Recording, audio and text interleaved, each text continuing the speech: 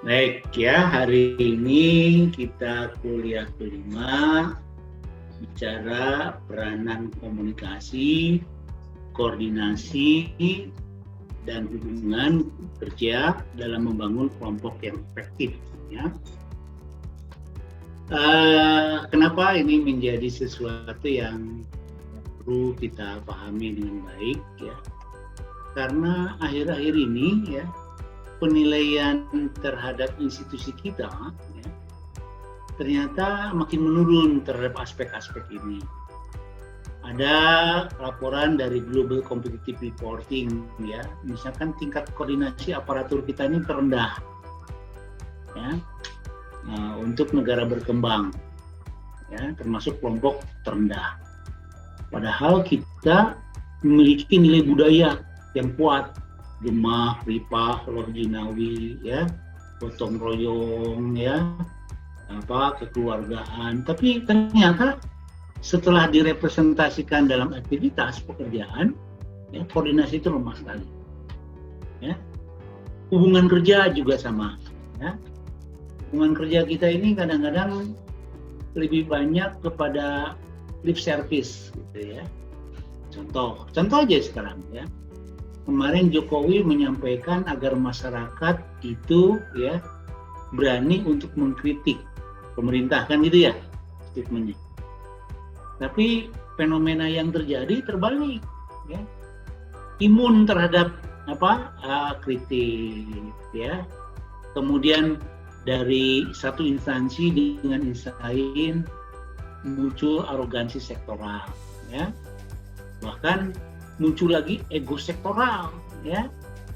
Nah, ini nampak sekali, ya. Begitu juga di masyarakat sekarang, coba, ya, kelompok agamis. Dulu itu zaman bapak, ya, zaman bapak masih ya muda lah itu, nggak pernah terdengar gitu gesekan antara Persis, NU, Muhammadiyah, nggak pernah itu, ya. Adem ayem gitu ya, hubungan kerjanya, hubungan kelembagaannya adem. Muncullah gerakan-gerakan baru ya, FPI, MPI, Hizbut Tahrir, karyanya kitanya ramai gitu ya, satu sama lain bergunjing gitu ya. Nah, ini menandakan ya, makin rentan kita ini. Nah, ini khawatir saya ini merupakan global conspiration, konspirasi global yang ditularkan kepada kita untuk memperlemah kita, ya. Apalagi hasil forecasting yang terbaru ya, hasil forecasting yang terbaru. Ya, kita sekarang di-ban ya oleh Eropa, di-ban oleh Amerika, ya. Misalkan kebijakan yang terakhir lah, kebijakan nikel kita, kebijakan palm oil ya, buah sawit, di-ban oleh mereka. Ya. Nah, kenapa? Karena kita akan menjadi nomor satu di dunia, dan mereka nggak mau kalau kita nomor satu, kita ini sebagai pengambil kebijakan. Nah, intervensi ekonomi nggak bisa. Yang paling bisa itu merusak ya perilaku aparatur, pemilih, koruptor, predator, aligator, provokator, ya. Begitu juga perilaku masyarakat, ya. Nah, ini kita harus waspada betul, ya. Harus waspada betul. Di ekonomi itu bisa mendekatkan berbagai sisi, ya. Sisi politik, sisi sosial, sisi keamanan. Esensinya adalah untuk penguatan ekonomi. Nah, jadi kita harus betul-betul ya, terlebih-lebih sekarang ukurannya semua daya saing. Ya, semua tuh ukurannya daya saing. Ya, apapun keberhasilan itu ukurannya daya saing. Negara maju, daya saing negara. Perusahaan maju, daya saing perusahaan. Manusia maju, daya saing manusia. Nah, dalam ini semua ya, yang paling mudah dihancurkan untuk menghasilkan itu yaitu perilaku. Ya, paling mudah dihancurkan itu perilaku. geser sajalah sedikit lah ya, contoh perilaku produktif geser sedikit menjadi perilaku konsumtif, tipis itu batasannya ya, dari perilaku produktif geser ke perilaku produktif. Itu intervensi budaya ya, perilaku. Kemudian kita agama ya, intervensi aja sedikit ya, menjadi sekularisme, aliran kepercayaan ya. Kemudian sekarang di politik ya, geser aja sedikit ya, paham-paham misalkan kita dengan Cina semata-mata komunisme akan berkembang, begitu ya. Jadi ini komunikasi, koordinasi hubungan kerja itu menjadi sesuatu yang lemah. Nah, padahal ruhnya ya, ruhnya dalam pengembangan organisasi itu adalah perilaku. Anda belajar SDM hanya satu, membangun perilaku ya. Nah, Anda mengembangkan budaya sama juga. Nah, jadi karena ini saya tertarik untuk memberikan materi ini ya. Nah, untuk itu kita pahami dulu ya tentang tim yang efektif. Nah, jadi intinya bagaimana kita membangun tim yang efektif ya. Nah, tim efektif itu bisa saya definisikan begini ya. Ada kelompok individual, ada kelompok kerja, ada tim. Berbeda ya.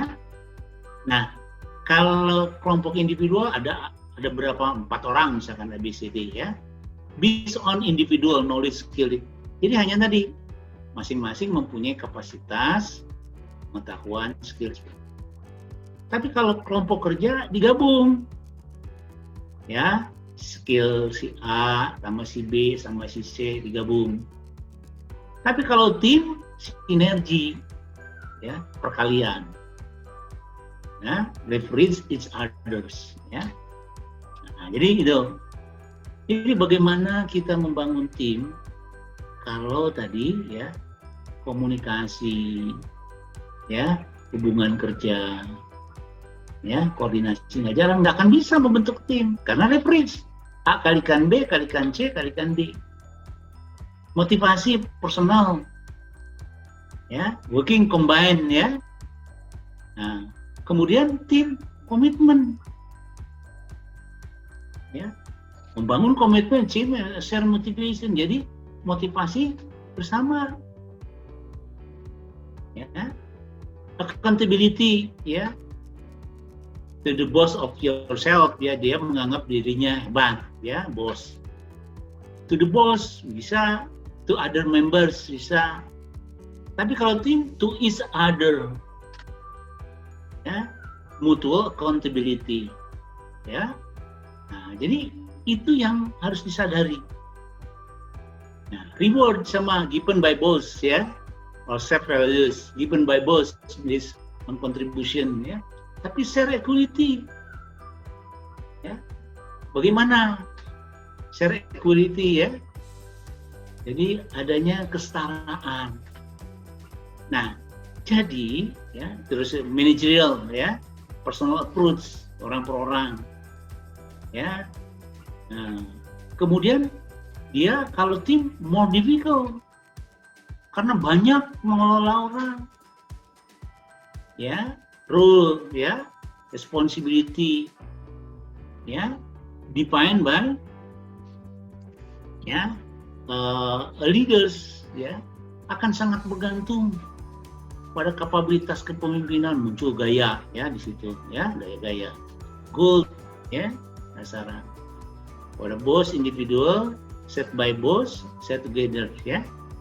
Nah, jadi ini yang mengakibatkan kita perlu betul-betul memperhatikan pemahaman tentang tim. Jadi makanya saya tadi menggarisbawahi betapa sulitnya ya untuk kita.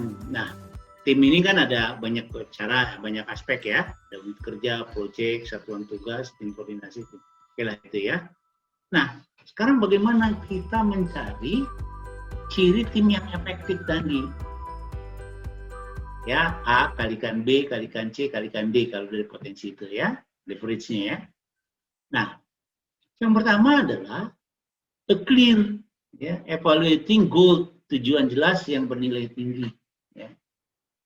Jadi tujuannya harus jelas, konkret dapat diukur. All activity must be measurable. Ya, semua harus terukur. Ya. Tujuannya berbobot. Ya, tujuan itu penting memotivasi kerja tim. Ya, nah, jadi itu yang saya berharap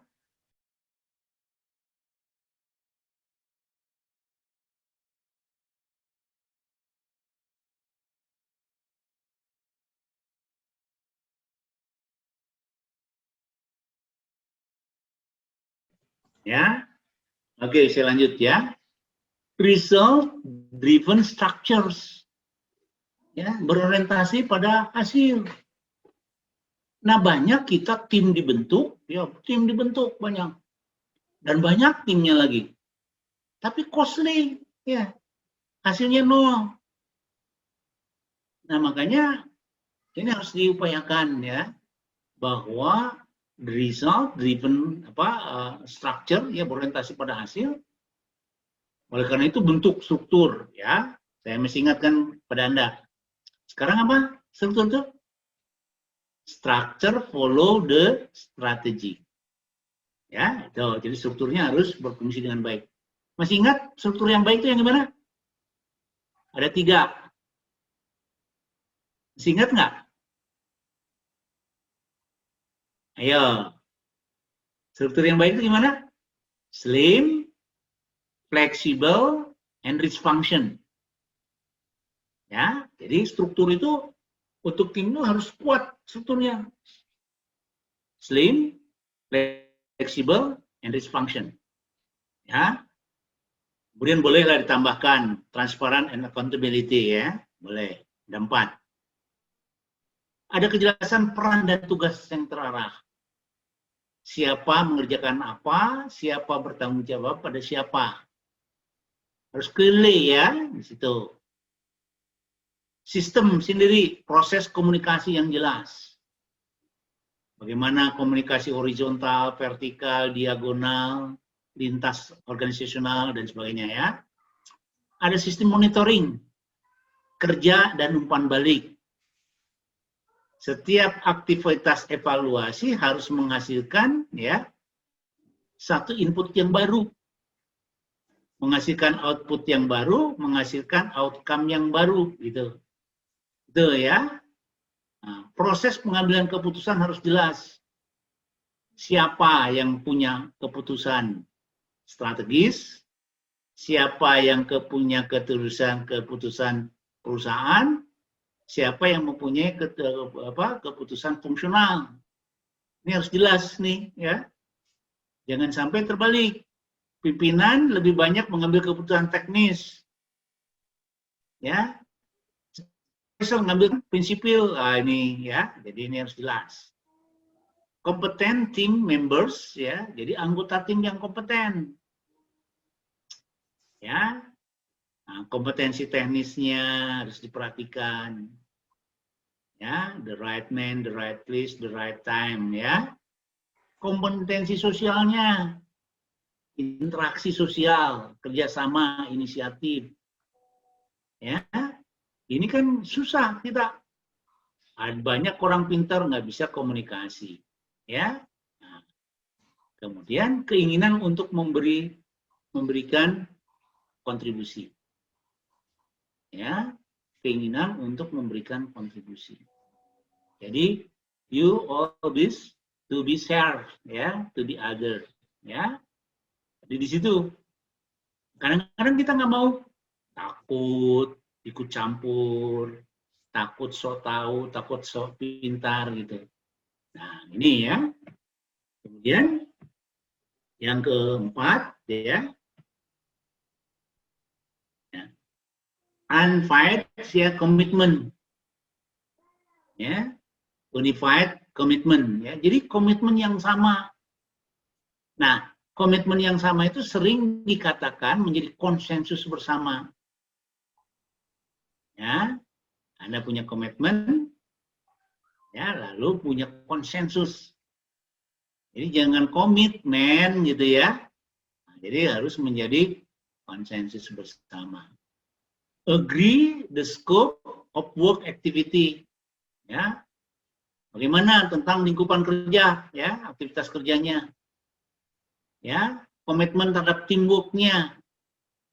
Ini kan kadang-kadang orang you kerja, saya hasilnya. Ya. Nah, jadi atau tim itu hanya berfungsi pada orang-orang tertentu saja, ya. Kooperasinya, ya, kooperasinya kooperasinya, ya. Jadi kerjasamanya, ya. Nah, terus pada quality-nya juga, termasuk komitmen quality-nya. Anda mau kemana nih? Mau values, mau edit values, atau mau creating values? Jangan kualitinya asal aja Pak, memenuhi standar gitu. Ya, itu ya, ciri efektif. Jadi mempunyai orientasi kualitas yang tinggi. Ya. Atau sering orang namakan continuous improvement. Perbaikan dari waktu ke waktu. Collaborative trust and communication, ya, kolaborasi yang dilandasi saling percaya dan komunikasi yang efektif. Nah, kadang-kadang kita kolaborasi itu ajas dasar kepentingan. Ya. Nah, jadi untuk saling percaya, ya, kejujuran, integritas, keterbukaan, konsisten dengan apa yang dilakukan, saling menghormati, inisiatif dalam berkomunikasi. Ya, jangan nunggu perintah. Ya, standard of excellence, ya, standar keunggulan. Nah, jadi berorientasi pada kualitas. Sekarang nggak boleh dulu kuantitas, ya. Jadi kualitas dulu, baru kuantitas. Kenapa? Karena sekarang competitive advantage ukurannya. Kalau dulu kooperatif, ya, kooperatif, ya, sekarang kompetitif, ya. Komparatif, sekarang kompetitif. Ya, berorientasi pada kualitas dulu, baru hasil, jumlah, ya. Standar mutu, standar individu. Nah, jadi nanti standardize, ya, standarisasi daripada kualitas individu, ya. Standar tim, nah, harus bentuk standar timnya. Jangan-jangan standar tim sama dengan standar individu, malahan lebih rendah daripada standar individu, celaka itu. Ya, kan tim itu A kalikan B kalikan C kalikan D kan, ya. Jadi harus jauh lebih tinggi. Nah, di kita terbalik. Ketika buat tim para sehat diurang mah nurgedekeun. Si gorengkeun, ya. Itu aneh di kita. Ketika hiji satu-satu muncul hebat-hebat, tapi ketika tim, waduh, para sehat. Ya, ilmu katak yang dipakai prog management. Ke atas menjilat, ke samping ngikut, ke bawah nendang. Hebat gitu, ya. Prog management. Ya. Nah, jadi itu, ya. Standar mutu, standar tim, evaluasi pimpinan, ya. Nah, ini penting. Nah, nanti lahirlah satu teori evaluasi yang paling lengkap, namanya apa? Penilaian kinerja berbasiskan 360 derajat. Nah, jadi semua memberikan penilaian. Ya, nah, nanti itu standar excellent dari penilaian. Ini ciri tim yang hebat, ya, menghasilkan begini. Nah, kita coba, ya. Jadi kalau kita ingin membangun collaborative trust and communication, ya. Nah, jadi collaborative trust, membangun kepercayaan, kolaborasi terhadap kepercayaan dan komunikasi. Maka kita lihat, ya, ada ini rendah sampai tinggi, ini T, ya. Ini hasil kan, ya, hasil. Nah, jadi kalau kita berharap efektivitas kerjasama kemitraan yang tinggi itu, ya, akan dicapai oleh Anda semakin tinggi. Jika defensif, ya, kalau defensif dia rendah hasilnya. Jadi masing-masing orang bertahan, ya, rendah. Ya, Nah, lalu kompromi. Ya, nanti di situ brainstorming satu sama lain, maka dia akan naik. Ya, nah, efektivitasnya akan lebih tinggi. Nah, akan lebih tinggi lagi ke strategi. Ya, dia also membuat alternatif, ya, membuat alternatif, ya, menggunakan pendekatan holistik, komprehensif, integratif, maka nanti, ya, efektivitas kemitraannya tinggi. Nah, di kita masih bertahan individu di sini, defensif. Malah isin gitu, menyampaikan gagasan teh, sangka, sombong, walah, so jago, so pintar, kan celaka gitu ya. Jadi nggak pernah mendorong ke arah ini, ya. Jadi kerjaan sama tim pada tingkat yang rendah ketika koordinasi dan komunikasi yang terjadi karena kepercayaan yang rendah dan tidak saling menghargai. Ya, itu ciri self dependence, ya. Nah, sering digunakan bahasa hukum muncul menang atau kalah, ya, ingin menunjukkan masing-masing, ya. Nah, jadi saya berhendak, ya, tingkat tim ini rendah ini ketika koordinasi komunikasi yang kepercayaan yang rendah, dipercaya ke batur mah, ya, saya yang paling hebat, ya. Nah, jangan dulu kamu dong, saya dulu dong, lebih tua daripada Anda. Ya, akhirnya mau ditambah lagi, saya kan dari suku bangsa asli. Ya, wah, bea habis debat kita. Nah, ya, itu. Nah, kita kembangkan collaborative communication, ya, yang dia makin berkembang. Tingkat kedua, jadi kompromi, ya, menghindari konfrontasi dengan koordinasi cukup baik, ya, komunikasi cukup intens, ya, tapi belum muncul empati, jadi belum yakin betul lah, ya, kurang menghargai dan tidak memberikan kepercayaan, masih kompromi. Ya, oke lah, hari ini saya yang mengataskan Anda, berikanlah kesempatan, itu kompromi. Ya, nah, kalau sekarang sinergi, ya, jadi gabungkan. Tingkat ketiga adalah sinergi tercapai dengan tingkat kepercayaan yang tinggi, saling menghargai, serta koordinasi dan komunikasi yang intensif. Itu sinergi. Nah, jadi saya, ya, sinergi inilah yang akan mendrive nanti pendekatan strategik, ya. Nah, jadi banyak sekarang strategi kita itu tidak berhasil karena pendekatannya defensif. Dibuat oleh perorangan, ya, atau kelompok tertentu yang merepresentasikan, ya. Nah, jadi kalau di sinergi, ya, mulai dari berbagai potensi, berbagai tingkatan bergabung, ya, dia pasti tinggi efektivitasnya, ya. Oke. Nah, saya pakai ini, ya, mungkin udah pernah, ya, Anda belajar. Ini teori burung elang, ya, yang tidak menyangka dia bisa, ya, migrasi antar benua. Saya baru tahu, ya, burung elang itu bisa migrasi antara dunia, antar benua. Ya, ternyata, ya, dia menggunakan prinsip tadi dengan terbang dalam kelompok V, jadi dia selalu V, gitu, ya. Efisiensi seluruh grup akan naik 70% dibandingkan dengan terbang sendiri-sendiri. Ya, jadi formasi ini dipercaya betul. Kok burung bisa migrasi antara benua? Kapal aja, kapal udara ada yang tidak bisa antar benua kan, ya, turun terus gitu kan, ya, berhenti baru sambung gitu, ya, tapi ini bisa.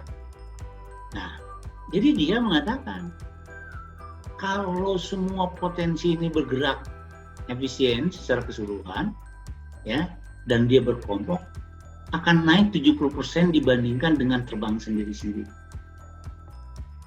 Jadi dia akan menghasilkan di atas kapasitas dirinya. Itulah tim. A kalikan B kalikan C kalikan D. Ya. Nah, lalu di sini ada formasi untuk P1. Prakteknya dalam pekerjaan, bekerja secara tim, bergerak ke arah tujuan yang sama. Ini kan migrasi tadi, membuat kita mencapai tujuan lebih cepat dan lebih ringan. Ya, ini formasi P. Ya, Anda percaya nggak bisa lintas benua nih? Ya, migrasinya dari Australia sampai ke kutub bisa. Ya. Nah, yang berikutnya, ketika salah satu angsa tadi ya, ini meninggalkan formasi, apa yang terjadi? Ya, misalkan perjalanan ada yang di perusahaan, di organisasi, ada halangan ya. Gimana yang terjadi? Ya satu ya. Lalu dia ngambil posisi ke belakang. Dia mengalami daya tahan udara yang besar sehingga kesulitan terbang sendiri ya. Oke, dia ambil formasi. Nah, formasinya di sini ya. Nah, jadi dia mundur ke belakang. Ya, jadi dari depan tadi mundur ke belakang. Akhirnya dia dengan cepat kembali ke formasi untuk berbagai efek terbang dalam formasinya. Nah, begitu juga kita, ya. Jadi kalau kita ada satu problematik dalam tim, kita harus tahu diri. Jangan menghambat tugas tim. Jadi kita kadang-kadang ngamat. Mau dianggap senior mah, mulai cari cing malahan, ya. Seniorna lumpuh gitu, atau mengandalkan seniornya semua. Ini yang terjadi di kita. This is fair ya. Banyak kepemimpinan yang merasa harus dari dia, dan bawahan juga percaya harus dari dia. Gitu. Nah ini tidak boleh ya. Jadi, nah, itu juga saya gunakan pendekatan P2 dari P1 ya. Jadi kalau ada yang kewalahan, mundur ke belakang, memposisikan lagi ya pada posisi timnya. Tapi jangan ada di depan.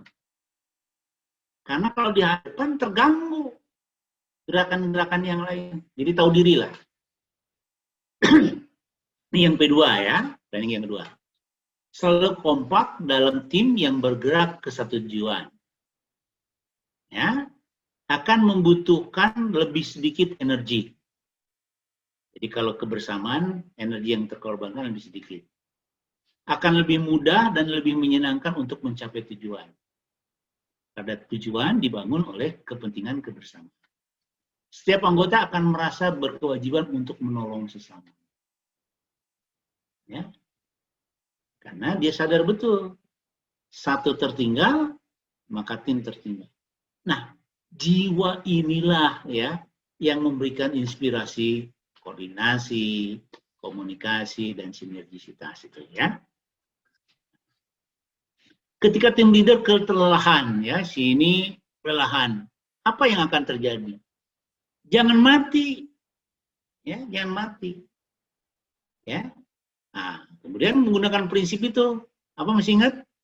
Pemimpin yang hebat adalah pemimpin yang bisa mewariskan kehebatannya kepada bawahannya. Dan bawahannya suatu saat akanlah jauh lebih hebat dari pemimpinnya. Itu ya, jadi dia balik ke sini, dia berpindah ke ujung formasi P. Sementara itu angsa lain mengambil tempatnya, carry over.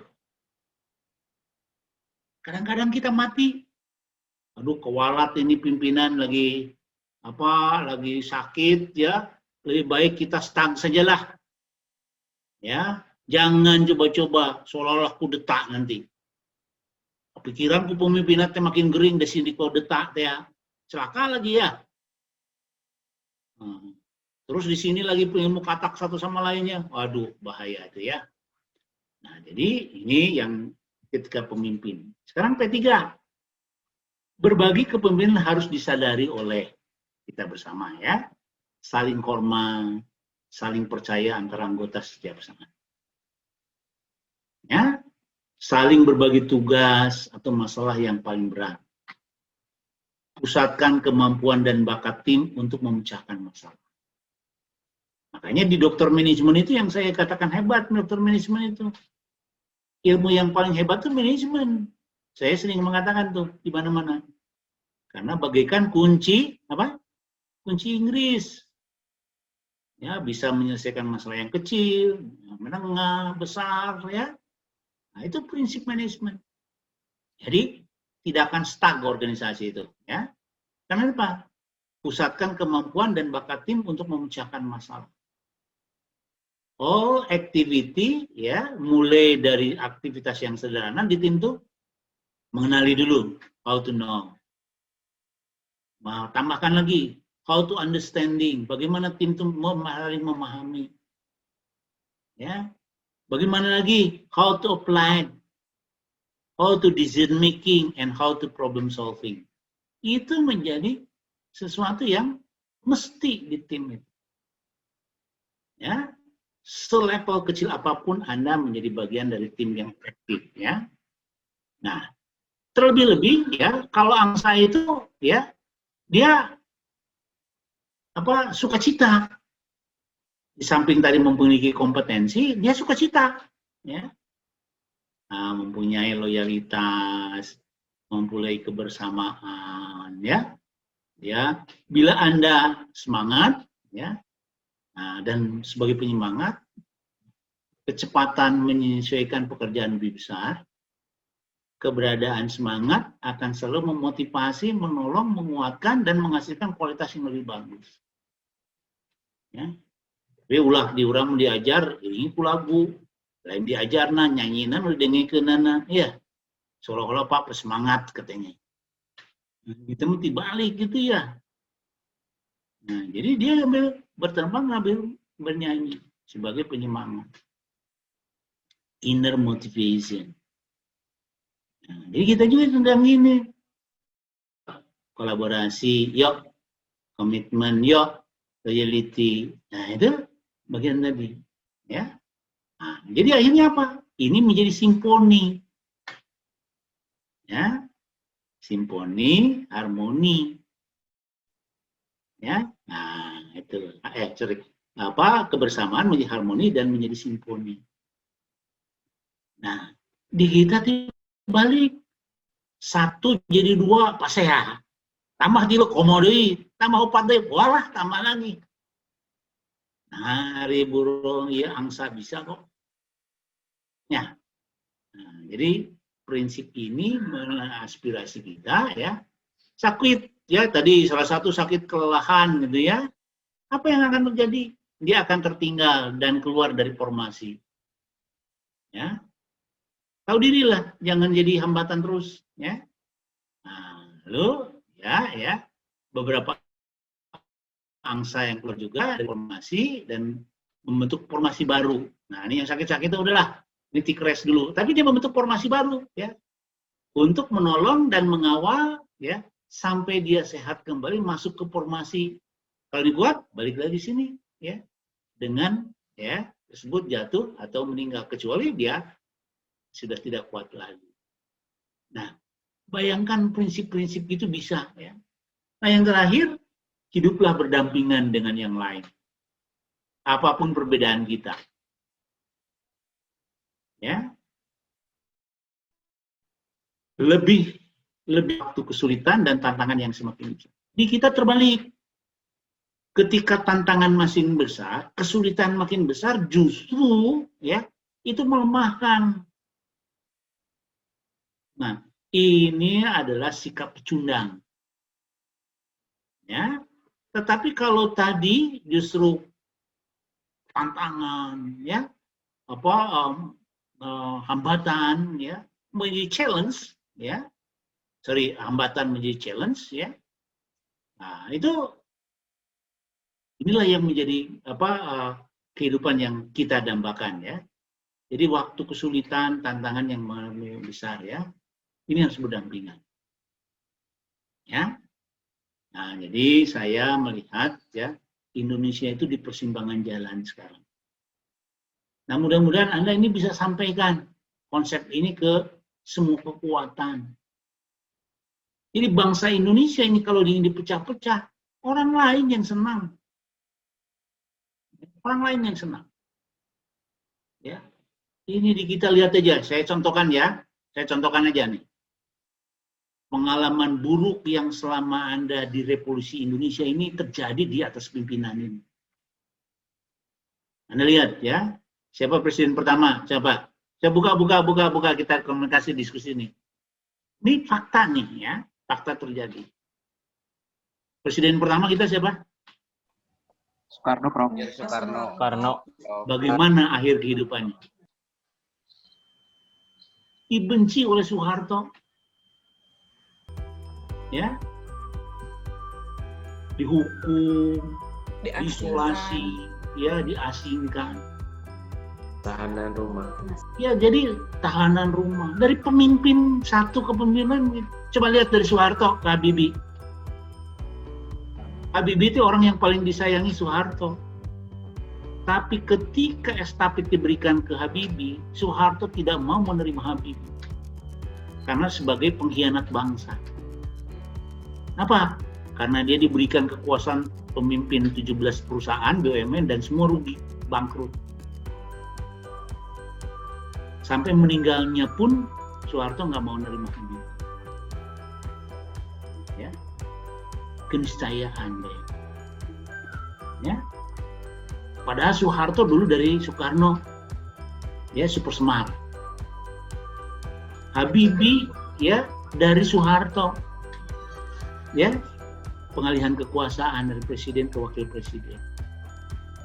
Ya, terus lagi ke Gus Dur, sama juga. Ya, Gus Dur sampai ditengserkan. Diganti oleh siapa? Oleh Megawati. Padahal dua tim itu orang. Ya.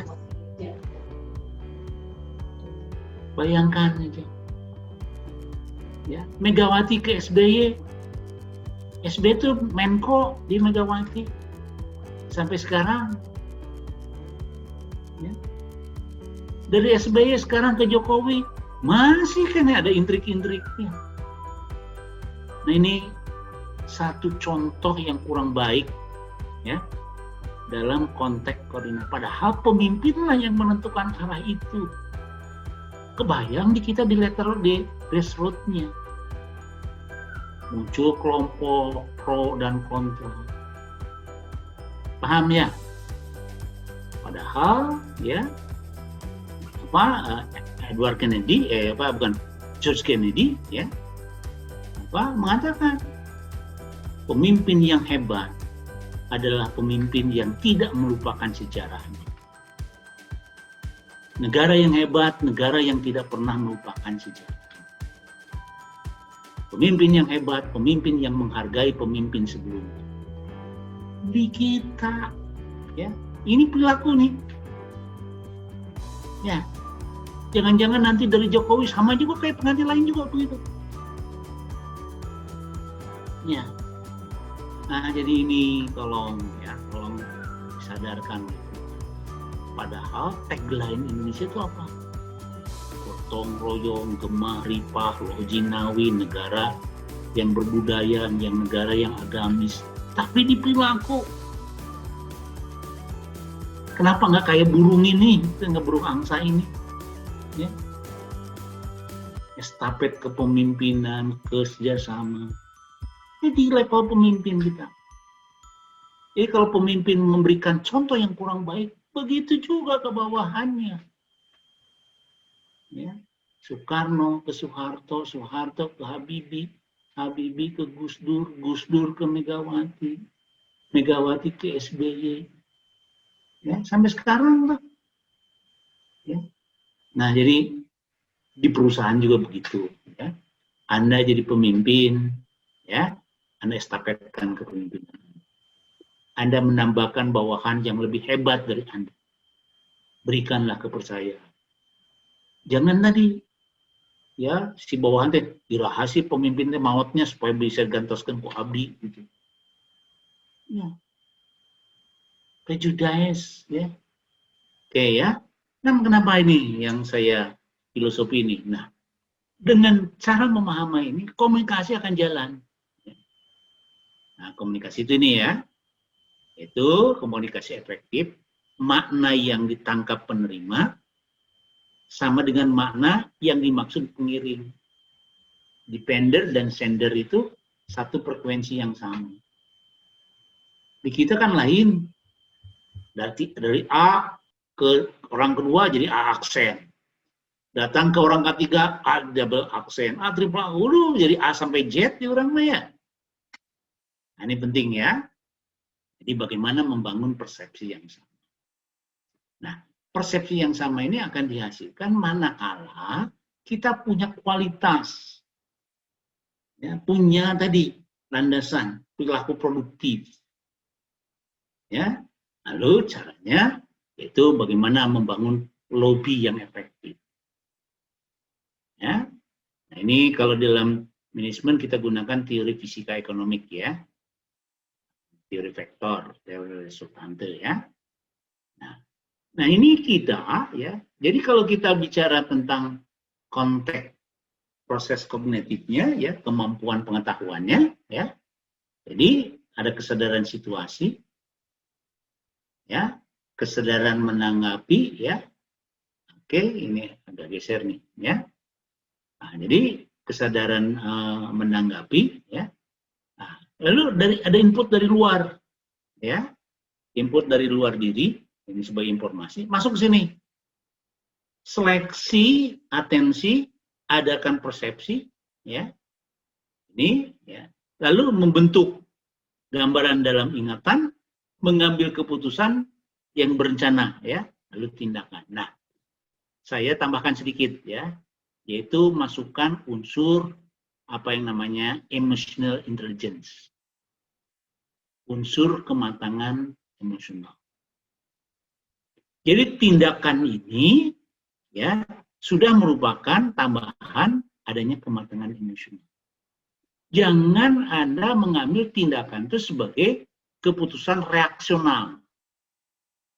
Ya, reaktif. Ya, jangan.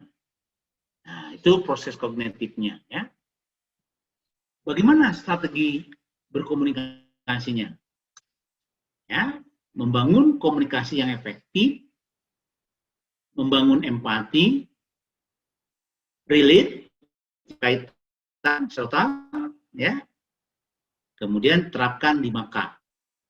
Kasih, konsekuen, konsisten, kompromi, dan kompak. Saya kadang-kadang menyampaikan juga 4K ya. Komitmen, konsensus bersama, konsekuen, dan konsisten. Ya, ini boleh mana aja yang pakai ya. Jadi ini adalah aplikasi strategi berkomunikasi. Ya. Nah, jangan sampai kita mau berkomunikasi saling memahami tapi kemampuan terbatas. Ya, nah ini tingkatkan dulu knowledge and skillnya ya, hindari bullying ya, gunakan kata seperti terima kasih dan tolong ya, menjadi pendengar yang baik, perhatikan intonasi, ekspresi dan bahasa tubuh. Nah itu ya, empati, coba posisikan diri Anda pada posisi orang lain. Kadang-kadang nggak mau orang lain harus memahami posisi kita. Ya. Itu. Bagaimana caranya? Kita selami kapasitas dianya. Kalau kurang kita tambahkan ya. Nah, seperti itu untuk empati itu ya. Jadi jangan gini, coba posisikan diri kita berada pada posisi orang lain. Kita hebat, orang lain lemah.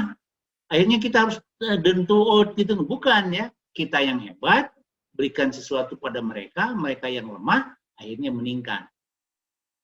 Ya, begitu. Ya, betul. Nah, jadi ini ada beberapa riset ya yang dikembangkan di komunikasi manager ya. Ada 5 RITS ya, itu singkatan respect ya. Jadi kita harus respect, hormat pada lawan bicara. Dengarkan dulu. Nah, nanti sidang ya, hati-hati ya. Jangan Anda memotong penguji ya. Selesai dulu penguji, baru kalau tidak paham Anda nanyakan. Kita kadang-kadang ini belum selesai, potong ya. Nggak boleh ya. Itu adalah bentuk respect. Simak dulu, perhatikan betul ya, sampai selesai baru Anda mempertanyakan. Nah, orang kita tanya, kita belum ngomong belum selesai, gitu ya, padahal belum sampai maknanya, ya. 2, empati, mampu menempatkan diri pada situasi dan kondisi lawan bicara, ya. Nah, sering kita nggak mau tahu, ngapain gua harus menyesuaikan dengan dia dong harus sama saya. Nah, ya. Di S3 itu ini pentingnya, di samping pinter menjadi humble. Ya. Oke, ya. Audible, ya, dapat didengarkan dan dimengerti dengan baik. Nah, ini orang Indonesia, ini hasil riset, ya, pinter tapi bisu. Ya, kadang-kadang nggak bisa bicara. Ada di otak mah, tapi kesel ngomong. Nah, kayak ujian ya. Ujian orang Indonesia banyak stres duluan. Kenapa, Pak? Karena tidak biasa. Ya. Saya banyak nguji tentara, maka Pak mending perang daripada diuji ku profesor mah katanya. Karena naon stres duluan. Hari perang mah can perang teh timbul ya. Heroisme. Ya, semangat gitu. Tapi hari ujian mah jenderal diuji ku bapak, keringat buntet ya keluar KB. Mana otak lengit gitu ya. Nah, jadi Anda harus belajar ya. Audible ya. Dapat dimengerti, didengarkan, dimengerti dengan baik ya. Ini penting ya. Belajar, latih. Jadi you are clever ya, you are spokers ya. Gitu. Jadi pandai tapi bisa bicara ya. Clarity ya, dijelaskan dari pesan yang disampaikan ya. Jadi harus bisa menyimak apa yang diuraikan, apa yang dikomunikasikan ya. Nah, kita kadang-kadang ragu sendiri ya, ragu dengan apa, maksudnya apa ya, terus saja mempertanyakan maksudnya apa ya, bingung sendiri. Humble ya, rendah hati terkait langsung dengan menghargai orang lain. Ya. Jadi itu komunikasi yang efektif. Ya. Nah, jadi posisikan Anda pada kondisi rich ya. R-E-A-C-H ya. Jadi ini yang 5 ya. Nah, kemudian karena tadi kunci yang efektif itu caranya dengan lobby ya. Cara komunikasi dalam lobby ya. Nah, ini silakan Anda pilih caranya. Ada sosialisasi, ada edukasi, ada persuasi, ada informasi, advokasi ya, sampai dengan propaganda dan lainnya. Ya. Ini masing-masing mempunyai fungsi. Nah, kelemahan kita ya, baik di perusahaan maupun di negara, kemampuan bernegosiasi itu rendah. Ini ada satu kasus yang paling merugikan kita ya. Ini akibat 2 kebijakan. Ya, yang pertama kasus Ligitan Simpadan, masih ingat ya? Antara konflik Indonesia dengan Malaysia. Kita tidak mampu melakukan negosiasi yang baik. Kita serahkan kepada arbitrase internasional ya, international court. Apa yang terjadi? Kalah kita. Ya, karena tidak mampu negosiasi. Dua-duanya lagi, ya, Ligitan Simpadan hilang kita. Tapi kalau misalkan Anda bisa bernegosiasi dengan minimal win-win solution, oke lah, Malaysia dapat Ligitan, Indonesia Simpadan, win-win solution. Ya, ini kalah. Yang kedua kasus Timur Timur, ya, zaman Habibie. Negosiasi di PBB kita gagal total, ya. Sehingga diserahkan pada proses pemilu yang diinterpretasi oleh global, ya kalah. Ya, nah ini ya, jadi ini kelemahan kita. Begitu juga di perusahaan ya. Jadi negosiasi itu adalah cara yang terbaik, lobby itu yang terbaik, minimal win-win solution. You dapat apa, gue dapat apa. Ya, nah itu. Jadi silakanlah ya Anda melakukan ini, tapi minimal itu. Di samping you are the winners ya, bagus kalau you are the winners. Tapi minimal tadi, ya, win-win solution ya. Nah, berikutnya setelah komunikasi itu ditindaklanjuti dengan koordinasi. Ada komunikasi yang efektif, ya, tidak menghasilkan koordinasi yang baik. Harapannya komunikasi yang efektif menghasilkan koordinasi yang tinggi. Ya, harapannya. Dan ini menjadi fenomena di kita. Ya, saya ambilkan ilustrasi di Indonesia di kementerian ada Menko, Menteri Koordinator, bidang pembangunan, bidang pertahanan, bidang sosial dan sebagainya ya. Ada Menko. Menko itu ada menteri-menterinya di bawahnya. Apa yang terjadi? Ketika rapat Menko semua setuju, dapat koordinasi, datang ke instansi masing, ke kementerian masing-masing, berjalan sendiri-sendiri, lupa apa yang dikoordinasikan di atas. Nah, ini kita begitu, setuju, datang ke rumah mengkewe gitu, nah ternyata di jalan tuh ngomong begitu. Ya. Jadi gagal kita. Peranan Menko itu gagal. Sedangkan di Amerika nggak ada Menko, semua sekretari, tapi ngerti koordinasi, jadi jalan. Ya, di kita ada Menko nggak jalan, apalagi kalau nggak ada Menko di kita. Ya, nah ini contoh yang mulai. Nah, jadi koordinasi itu tadi, bagaimana antara dua perbedaan ini A dan B, dia menemukan satu titik yang sama. Ya, kalau di dalam teori ekonomi supply dan demand break-even point kan ya. Nah, jadi itu adalah break-even point itu hasil koordinasi, titik koordinat. Ya. Nah, kita A ke B, A di sini, B di sini, jalan sendiri-sendiri ke atas, seiring sejalan. Nggak ada pernah ditemu. Nah, gitu ya. Ataupun kalau ditemu terjadi, ini hanya kamuflatif. Sudah jalankan masing-masing lagi. Nah, ini harus dibuang ya. Ini saya pengertian koordinasi saya nggak perlu digambarkan ya. Tapi tingkatan koordinasi itu di sini ya.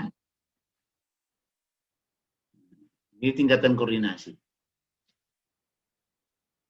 Ya, jadi saya berharap ya bagaimana persaingan tanpa koordinasi, ya, berbagi informasi, kerjasama, lalu perencanaan strategis yang memprogram sesuatu yang terpadu.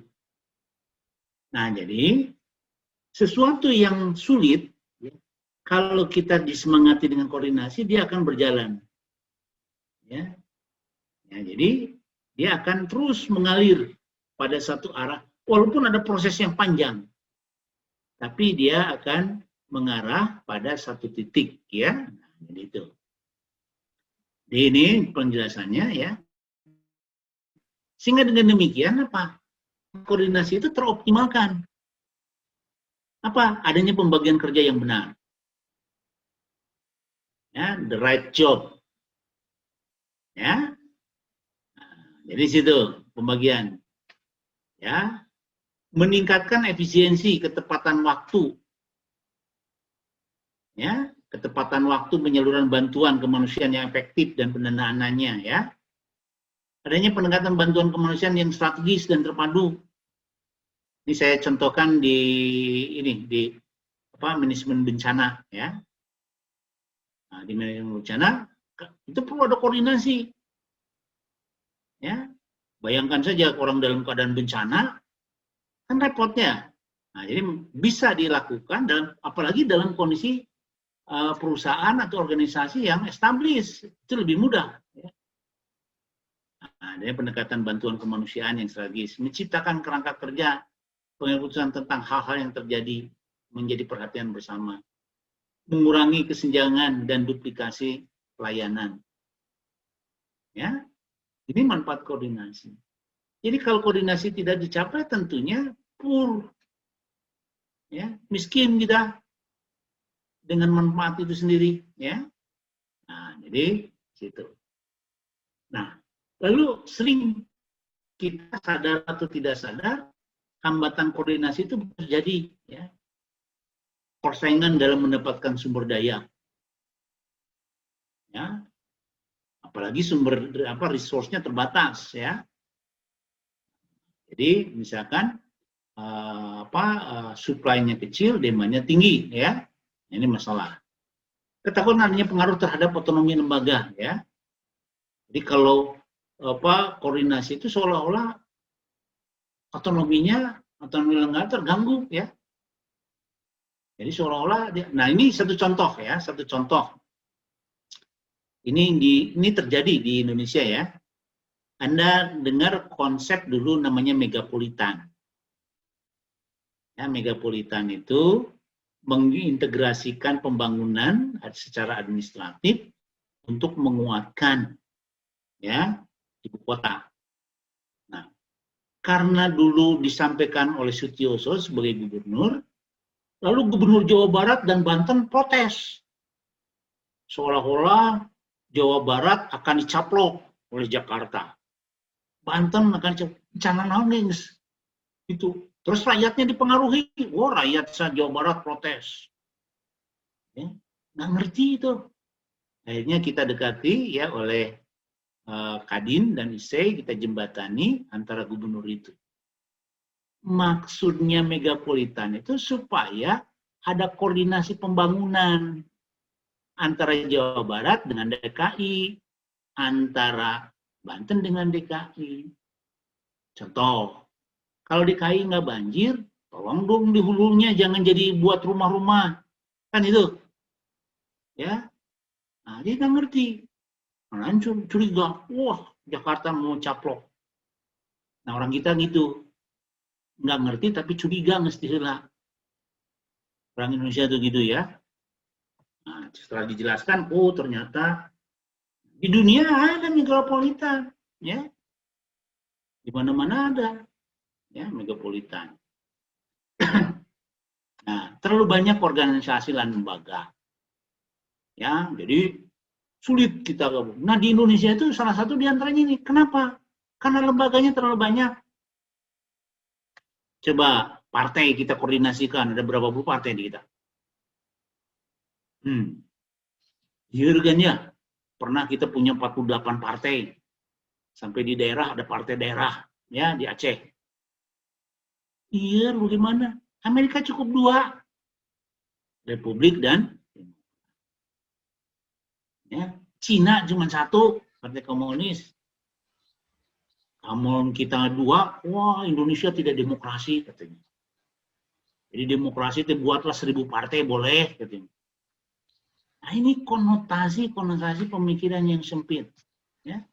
Jadi sulit kita membangun koordinasi, makanya wajar. Ya, menteri banyak ting kita. Ya. Coba menteri ada berapa?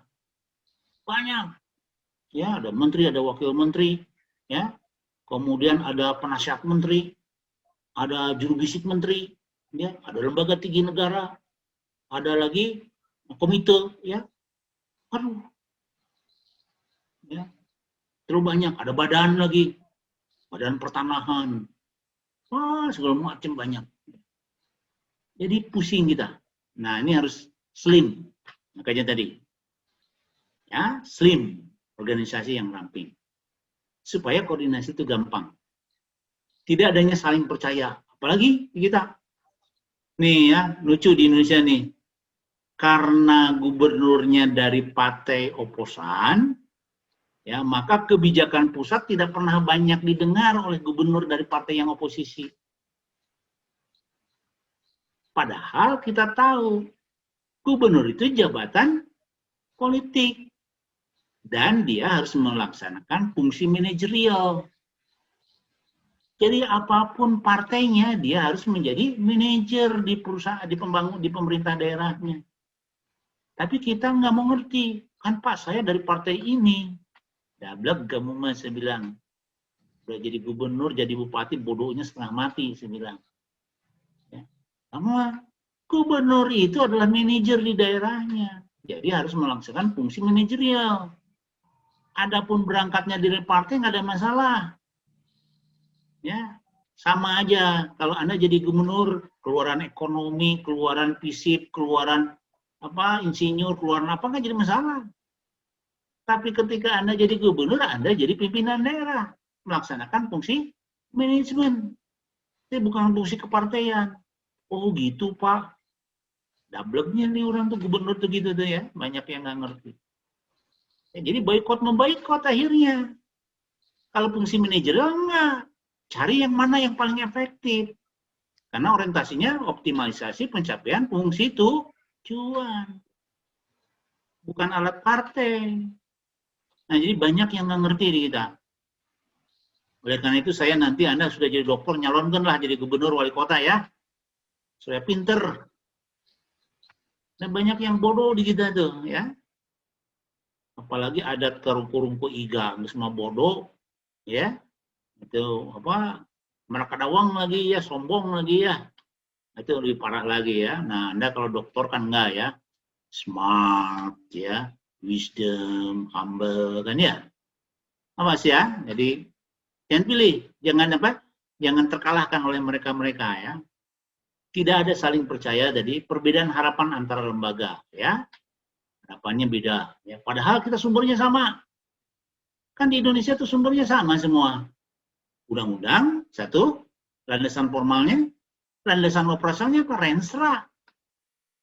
Renstra kan dari RPJP, RPJM, RPJNN kan ya? Sama sebetulnya. Tapi kalau sudah ke lembaga, aduh, seolah-olah beda orang deh, ya. Kurang inisiatif dan kepemimpinan yang rendah. Nah, jadi saya minta pemimpin itu di situ. Makanya muncul kan kepemimpinan yang baru, transformational, visionary, ya, servant leadership, ya, compassionate leadership dan sebagainya, ya. Gitu. Jadi perhatikan ya. Nah ini ada beberapa kata ya. Kalau kita orang Indonesia kan pinter cari kiasan kan ya. Koordinasi. Kayak apa? Sama persepsi, saling pengertian, format, ya perlu dibina. Nah. Tanya deh ya. O-nya objek ya atas sasaran yang menjadi acuan koordinasi harus diterima semua pihak. Harus dipahami dulu objeknya. O-nya orientasi perilaku semua pihak pada sasaran yang terpadu. Jadi ini jangan kemana-mana nih. Semua focusing ya. R-nya rancang ketentuan berkala guna memonitoring kemajuan dan penanganan masalah. Ya, rancang. D-nya, dorong semangat kerjasama dan etos kerja semua pihak guna mengefektifkan kegiatan bersama. Dorong semangatnya. Ya, supaya gampang ngapalinnya ya. N-nya, nasihati dan arahkan serta bila perlu negosiasi antara tindakan tidak menyimpang ya, agar tindakan tidak menyimpang. Nah ini sering ya pemimpin tuh memberi advice ya. Intinya intensifkan pemecahan masalah yang menghambat, jangan dibiarkan. Ya, ada gejala-gejala, ada simptom langsung ya. Arahkan semua potensi sumber daya hanya kepada sasaran atau tujuan. Jangan kemana-mana. Kita fokus pada pencapaian sasaran dan tujuan. S-nya, sempurnakan sistem kerja dan sederhanakan bila perlu. Simplicity. Apalagi sekarang sudah pakai sistem ya. Semua by system. Tidak perlu lagi banyak kertas sekarang.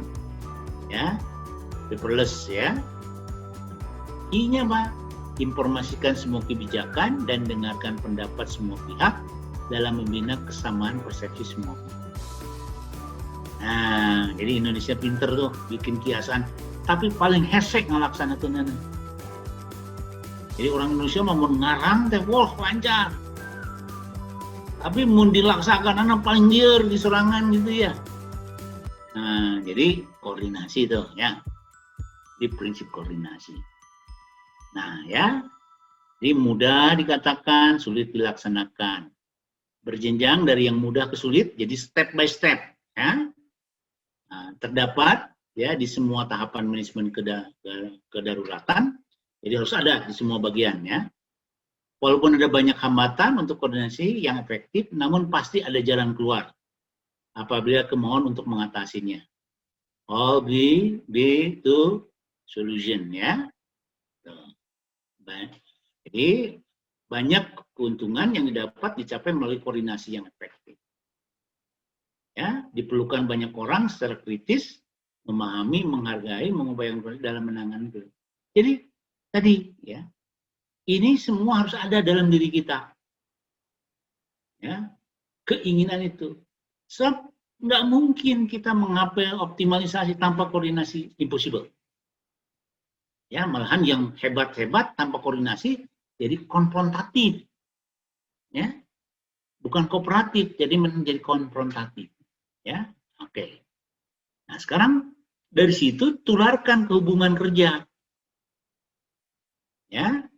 Jadi hubungan kerja. Gimana? Ya. Ada sebuah hubungan yang terjadi antara bagian individu antara mereka dalam organisasi maupun dengan pihak luar, ya, akibat penyelesaian tugas dan fungsi ini mencapai sasaran tujuan organisasi. Ini hubungan kerja ya. Nah, kita hubungan itu ada 8 ya, yang kita bisa inventarisir ya. Hubungan kerja vertikal, ya, atasan bawahan. Hubungan kerja horizontal, itu hubungan kerja fungsional ya. Hubungan kerja diagonal ya. Nah, kemudian ya, hubungan kerja fungsional ya. Nah, hubungan kerja informatif ya. Jadi hubungan kerja untuk menyampaikan berbagai informasi yang harus dipahami oleh pihak lain ya. Hubungan kerja konsultatif ya, bagaimana kita mencari satu informasi tambahan ya untuk mengambil keputusan sehingga keputusan kita ini lebih holistik, komprehensif, integratif ya. Hubungan kerja direktif ya, tadi direktif jadi instruksi ya. Hubungan kerja koordinatif ya, seperti Menko itu ya. Nah, jadi ini hubungan-hubungan ini. Nah, ini bisa dikembangkan ya. Nanti pada fungsi yang lebih detailnya lagi ya. Misalkan hubungan kerja vertikal ya antara direksi dengan komisaris. Ya, bisa hubungan vertikal antar lintas manajerial dari lower manager sampai top manager. Nah, itu bisa dikembangkan ya. Oke, tuh. Nah, jadi saya lewat saja. Lewat ya. Ini. Nah, saya pakai kata-kata lagi nih supaya gampang lagi ya. Hubungan kerja. Nah, kalimat pertamanya H. Hindari sifat egois agar kondusif. Nah, nggak tahu nih. Angkatan berapa nih? Angkatan berapa nih? Kita nih? 24, Prof. Nah, apakah kita orang egois atau orang yang kondusif? Kondusif kita mah semua. Oh, mudah-mudahan. Mantap. Menuju kondusif, Prof. Makin kompak, Prof, kita. Ya, meskipun virtual terus. Bagus ya. Uraikan pekerjaan, ya, uraian pekerjaan harus secara tertulis sebagai pedoman hubungan. Jadi kita tuh pegangannya tadi, ya, ketetapan, ketentuan, aturan, atau sistem. Nah, sekarang saya tanya, Anda takut sama pimpinan, takut sama sistem? Sistem, Prof. Harusnya sih. Umumnya mesin kupimpinannya. Sistem ke mana, pimpinan itu ya. Nah, jadi bukan semua orang tunduk pada sistem yang dibangun bersama. Ya, di ulama tibalik ada gubernur, kergawe ge pura pelot ya gubernur itu ya. Padahal gubernur ngalewat tungku ke kota eta teh, ya sibuk bupati teh. Atau perlu amat tuh ada partainya beda gitu ya. Nah, jadi ini contoh ya. Jadi semua ya, panglima kita itu sistem ya. Bangkitkan semangat kerjasama. You are not Superman, but you are super team. Ya, ukuran tingkat kinerja individu, ya, ukuran tingkat kerja individu atau kelompok yang ditetapkan. Ya, nah, jadi harus ini sampai kinerja individu tuh ya aturnya, tapi yang benar ya. Saya kecewa kadang-kadang. Bapak sebagai ketua tim misalkan open bidding, sok nanaon teh bahannya teh dari kinerja pegawai yang dinilai oleh atasan. Oh hebat-hebat nilainya teh 80, 85. Ketika diuji, aduh teh bisa nanaon. Nah jadi bukan seperti itu ya. Jadi ukuran itu yang benar ya. Nah, sesuai dengan ketetapan yang berlaku. Norma kerja harus dipatuhi oleh semua pihak. Nah, di kita mah kadang-kadang peraturan itu untuk bawahan. Ya, saya ingat saja ya, saya diundang oleh jenderal bintang 4. Saya nggak akan sebutkan orangnya. Nah, jenderal itu tukang ngerokok, ya, tukang merokok. Apa waktu itu suka merokok. Kunjung tuh. Di situ dibayangkan di kantor pusat. Nah, di situ terpampang dilarang merokok. Ya, udah semua. Lalu datang Bapak masuk, jenderal masuk. Jenderal nggak rokok. Pak jenderal, saya bilang itu ada tulisan, itu mau buat prajurit katanya, bukan buat jenderal. Nah, jadi kita seperti itu kadang-kadang. Ya. Kalau jenderal mah boleh ngerokok, tapi prajurit tidak boleh. Nah, itu terjadi ya. Itu bukan berita bohong, tapi fakta ya. Jadi norma bekerja harus dipatuhi semua pihak. G-nya gunakan semua sumber sesuai standar pemanfaatan yang efisien. Ya, yang saya gambarkan dari think globally, act locally. Ya, ambillah dari berbagai ketentuan, kebijakan, ya kita buatkan sesuai dengan standar pemanfaatan yang efisien. Kenapa efisien menjadi dasar? Ya, karena kita bergerak tuh diawali dengan input, fungsi input.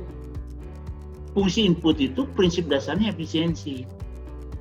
Tanpa efisiensi di fungsi input, niscaya kita tidak mungkin menghasilkan sesuatu yang efektif dan seterusnya. Nah, jadi di fungsi inputnya harus efisien. Hanya apa? Antisipasi semua hambatan yang mungkin timbul dalam hubungan. Ya sudah ada. Ya, kalau ini seperti ini, strateginya ini. Kalau ini seperti ini, strateginya ini. Nah, sudah dirancang. Jangan gini, masalah dulu, nanti kira baru kita bicarakan solusinya.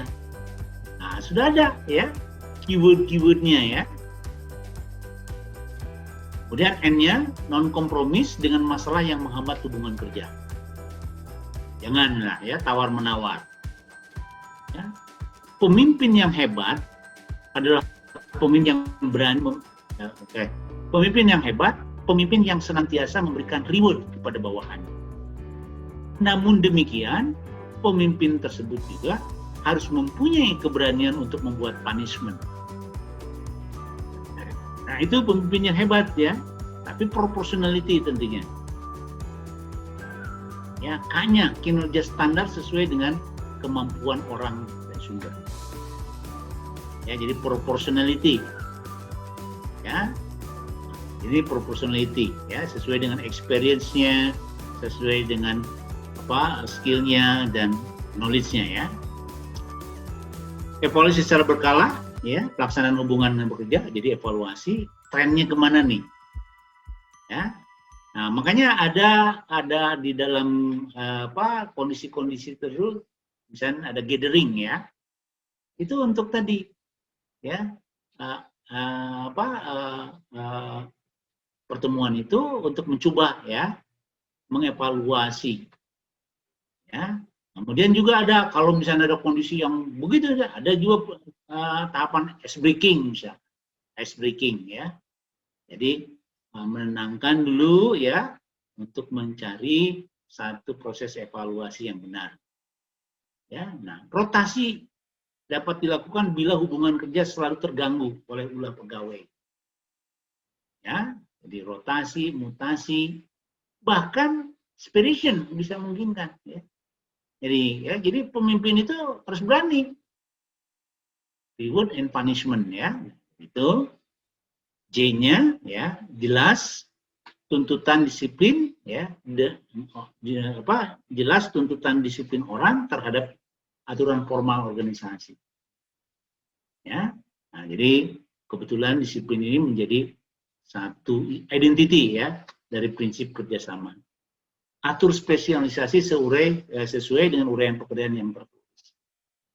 Nah, ini silahkanlah ya. Jadi ini saya kembangkan beberapa pemahaman dari konteks prinsip hubungan kerja. Ya. Nah, jadi komunikasi penting, koordinasi dan hubungan kerja.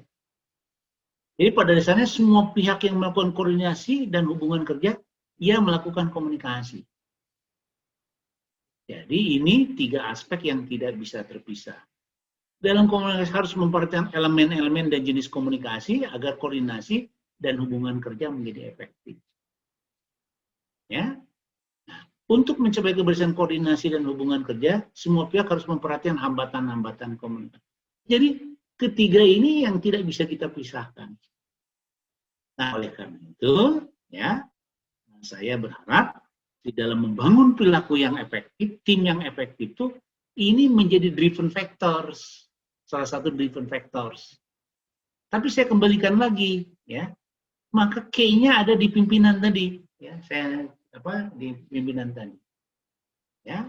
Nah, sehingga dengan demikian kita bisa mengetahui determinan efektivitas koordinasi dan hubungan kerja. Apa faktor-faktor yang menjawabnya? Sarana koordinasi dan hubungan kerja. Ya. Nah, pola koordinasi dan hubungan kerja. Ya, harus menjadi ini. Kemudian appreciation, ya, menghargai pendapat orang lain. Influence, ya, melakukan interaksi satu sama lain. Pengendalian, ya. Nah, kemudian memberikan faktor pendukung, ya, sarana, prasarana, anggaran, ya, menentukan strategi. Nah, ini yang paling penting nih, ya, karena apa? Karena tanpa strategi kita akan mengarah pada satu hal pendekatan pragmatis, pendekatan sesaat, ya, bukan pendekatan atas dasar sistem. Nah, jadi ini yang saya inginkan pada Anda, kemampuan strategik, ya, dalam menentukan koordinasi dan hubungan tadi, ya. Nah, jadi ikutkanlah semua stakeholder, ya. Stakeholder itu bisa kita bagi, ya, 3, ya. Nah, jadi pihak-pihak yang terkait dengan aktivitas kita. Kita internal, ya. Ada eksternal yang berkaitan dengan aktivitas kita, ya, ada lingkungan pendukung namanya. Ada lagi kelompok lingkungan penunjang. Ya.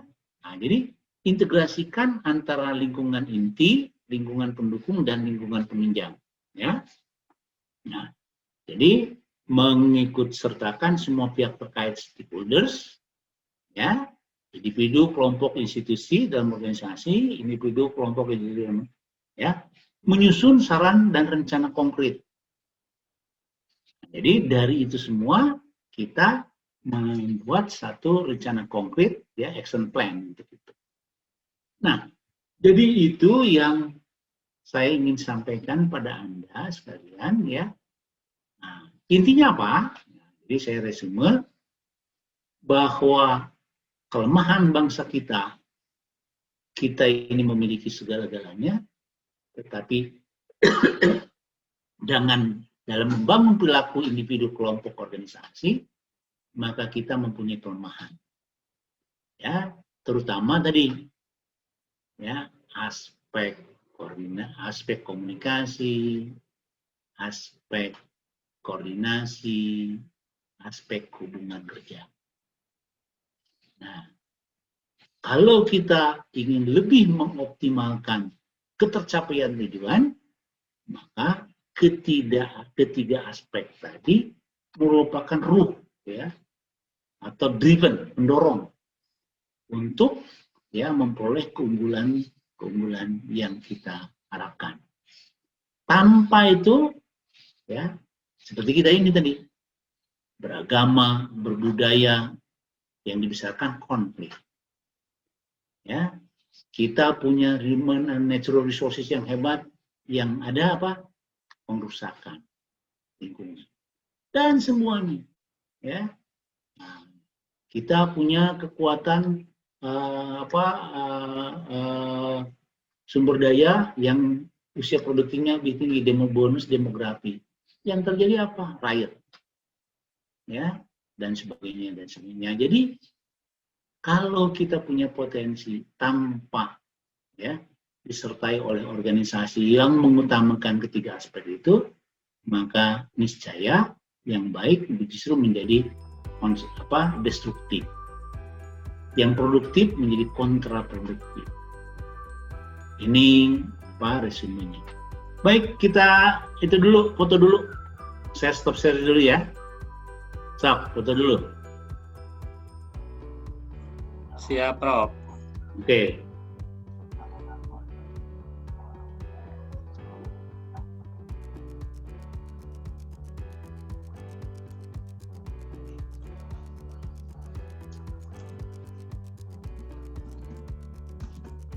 Satu lagi, Prof. So.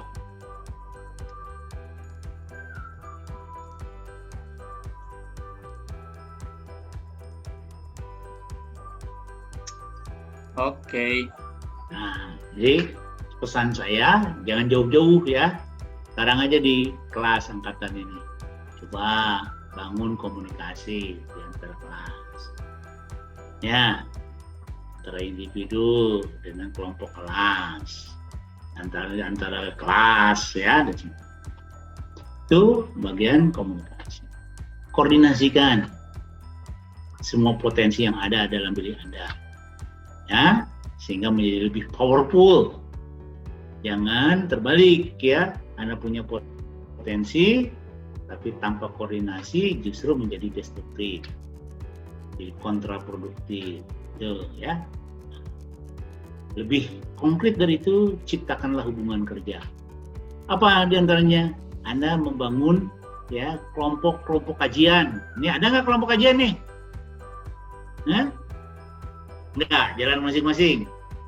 Nah, minimal ada kelompok kajian ya, perkonsentrasi saja minimal. Insya Allah ada, Prof, nanti. Harus. Ya kalau enggak, nanti bohong saja Anda paling kompak, Pak. Nah, Insya Allah, Prof, kita mau kopi darat, Prof, nanti, Prof. Nah, itu ya. Dikomunikasikan yang lebih intens ya. Koordinasi di antara potensi yang ada ya. 3, tuangkan ya dalam hubungan kerja. Nah, Anda membangun disertasi tadi brainstorming ya, berpendapat. Itu bagus itu ya. Jangan masing-masing ya. Oke. Ya. Nah, ini nggak ada yang libur ya semua kelas ya. Ada yang di luar kota nih enggak? Prof, saya dari Karawang, Prof. Oh, Medan juga ada, Prof. Ya. Dari Medan juga ada ya. Dari luar pulau, Prof, ada. Karawang mah caket. Iya, bagus lah. Mbak Dede. Ada itu kalau